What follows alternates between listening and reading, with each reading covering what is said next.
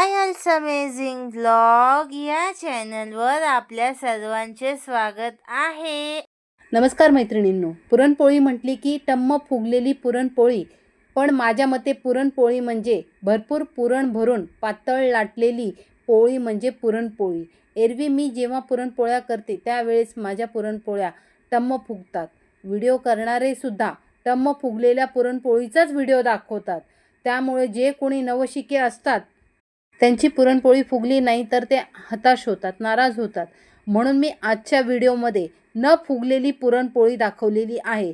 जे कोणी माझ्या या मताशी सहमत असतील त्यांनी मला कमेंट करा. नंतर केलेल्या पुरणपोळ्या छान झालेल्या आहेत आणि चवीला अप्रतिम झालेल्या आहेत. मी इथे 1 कप चणा डाळ घेतलेली आहे. चणा डाळ वजनाने म्हणाल तर 1 पाव डाळ आहे. ही डाळ आता आपण स्वच्छ धुवून घ्यायची आणि गरम पाण्यात भिजत घालणार आहोत. 2 कप गरम पाणी टाकत आहे. हे बघा गरम पाणी आहे.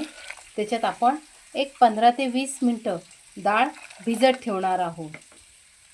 गरम पाण्यात डाळ भिजत घातली की पटकन अशी आपली डाळ भिजली जाते. मी इथे 1 कप गव्हाचं पीठ घेतलेलं आहे. हे गव्हाचं पीठ लोकवन गव्हाचं पीठ आहे. अगदी बारीक असं दळून आणलेलं आहे. हे बघा अगदी बारीक आहे. आजच्या पुरणपोळ्या आपण गव्हाच्या पिठापासूनच करणार आहोत.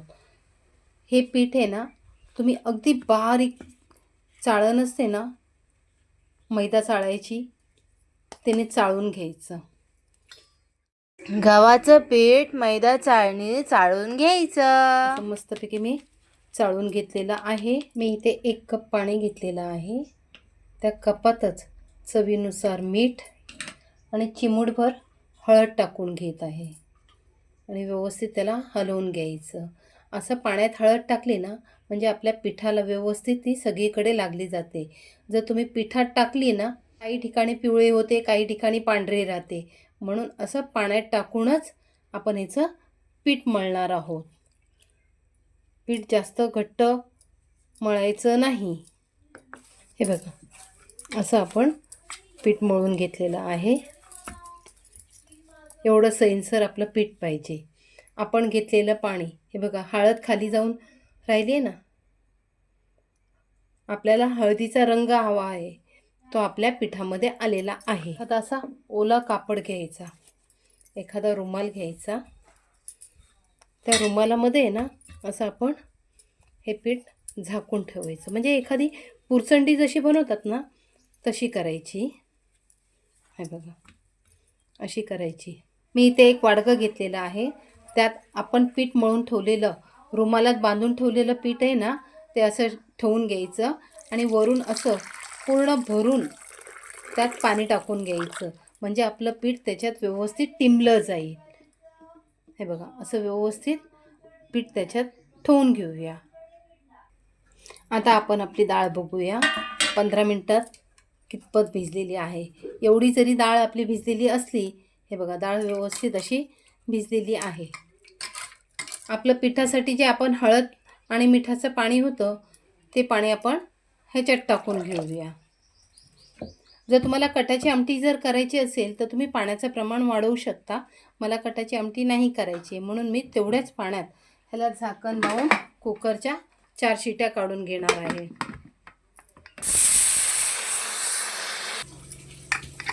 कुकर थंड झाल्यावर आपण कुकर उघडून बघूया आपली डाळ कशी शिजलेली आहे. डाळ बघा कशी मस्त अशी मऊसूत शिजलेली आहे. अगदी मऊ झालेली आहे डाळ बघा. आता पावभाजीचा मॅशर घ्यायचा आणि मस्तपैकी डाळ मॅश करून घ्यायची. डाळ व्यवस्थित मॅश करून झालेली आहे. अगदी मऊ झालेला आहे.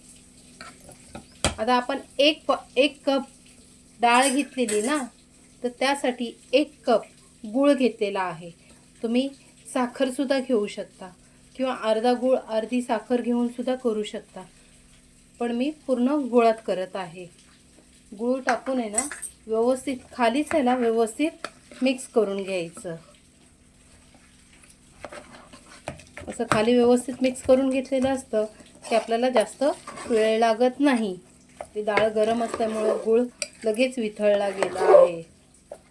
आता आपलं मिश्रण आपण गॅसवर ठेवून घेतलेलं आहे आणि त्याला व्यवस्थित असं थोडं सुकवून घेऊया, म्हणजे गूळ पूर्ण वितळून घेऊया त्यात. हे बघा आपलं मिश्रण झालं. हे कसं ओळखायचं? असा चमचा मधोमध ठेवायचा. तो जर उभा राहिला तर समजायचं की आपलं मिश्रण बरोबर झालेलं आहे.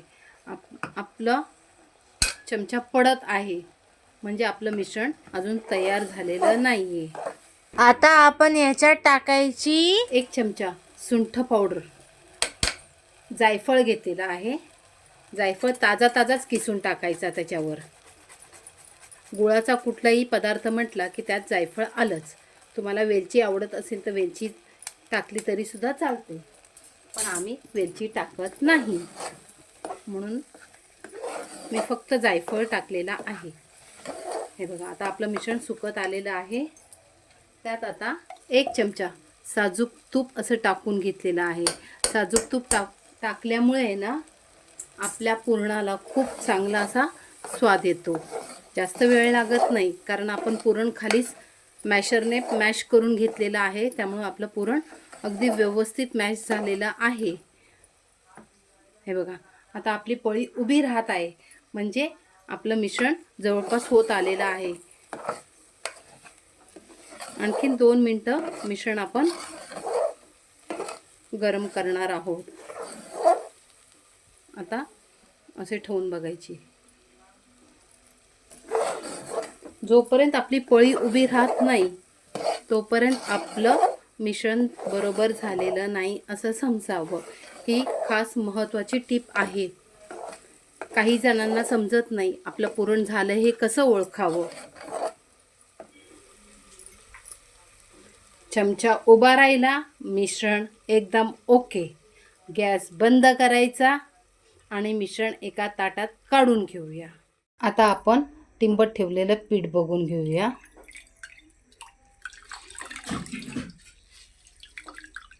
असं संपूर्ण पाणी पिळून घ्यायचं.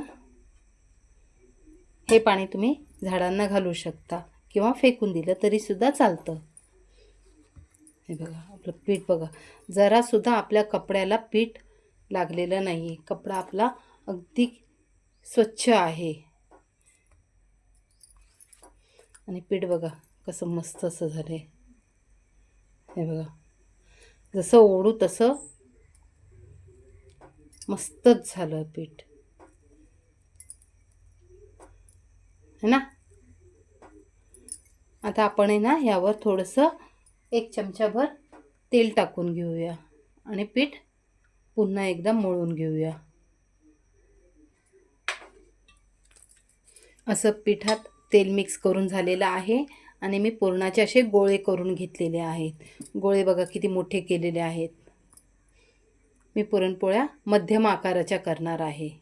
आपली पुरणपोळी सरसर सरकावी ना म्हणून मी तांदळाचं पीठ घेतलेलं आहे आणि एक असा पेपर घेतलेला आहे. कोराच पेपर घ्यायचा. हे बघा पिठाचा गोळा आणि पुरणाचा गोळा. आता आपण पुरणपोळी बनवायला घ्यायची. या तांदळाच्या पिठात असं घोळून घ्यायचं आणि असं हाताने आहे ना गोल अशी त्याची वाटी करून घ्यायची.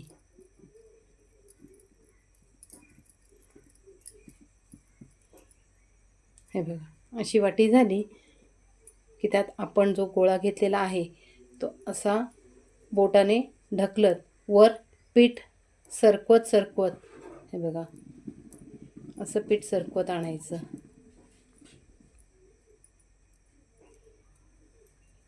आणि नंतर असं संपूर्ण बंद करून घ्यायचं.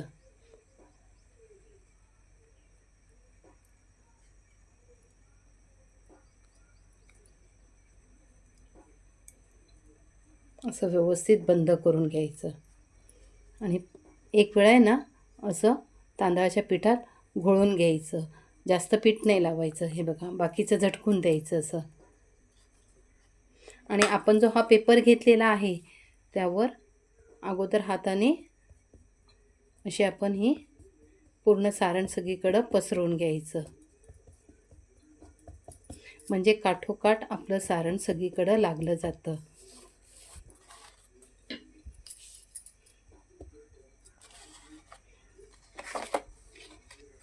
आणि अलगद हाताने हे बघा, अगदी अलगद हाताने आपण फक्त पेपर सरकवायचा. आपल्याला जेवढी मोठी पुरणपोळी हवी आहे त्या पद्धतीने आपण लाटून घ्यायची. सारखं उलटपालट करायची गरज नाही. पेपर आपण सरकवत राहिले की आपली पुरणपोळीसुद्धा व्यवस्थित होते.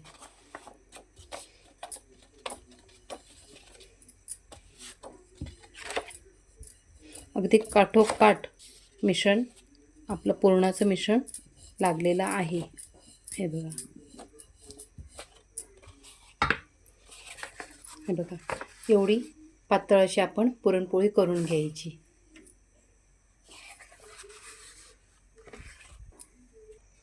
इथे मी तवा गरम करायला ठेवलेला, तवासुद्धा गरम झालेला आहे. त्यावर आपण पुरणपोळी टाकून घ्यायची. एक बाजू व्यवस्थित शेकून घ्यायची. कडेने असं तूप किंवा तेल तुम्ही काही वापरू शकता. मी तेल टाकलेलं आहे. एक बाजू बघायची. आपण सारखी सारखी तिला उलटपालट नाही करणार आहोत.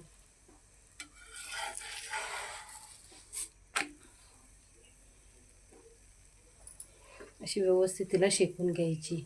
अगदी काठोकाठपर्यंत आपण पुरण भरलेलं आहे.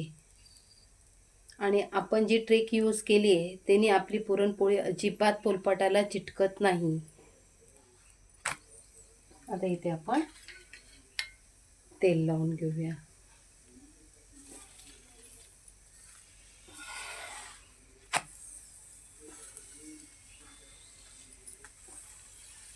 सगळे कोपरे व्यवस्थित भाजून घ्यायचे पुरणपोळीचे.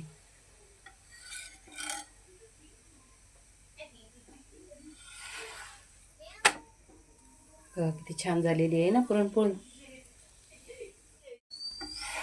आता ही मी काढून घेते. हे बघा, मस्त अशी खरपूस भाजून घ्यायची. अशा प्रकारे माझ्या सर्व पुरणपोळ्या करून तयार झालेल्या आहेत. मैत्रिणींनो, तुम्हाला जर आजचा हा व्हिडिओ आवडला असेल तर लाईक करा, शेअर करा आणि आमच्या चॅनलला सबस्क्राईब करा. भेटूया पुन्हा नेक्स्ट व्हिडिओ मध्ये.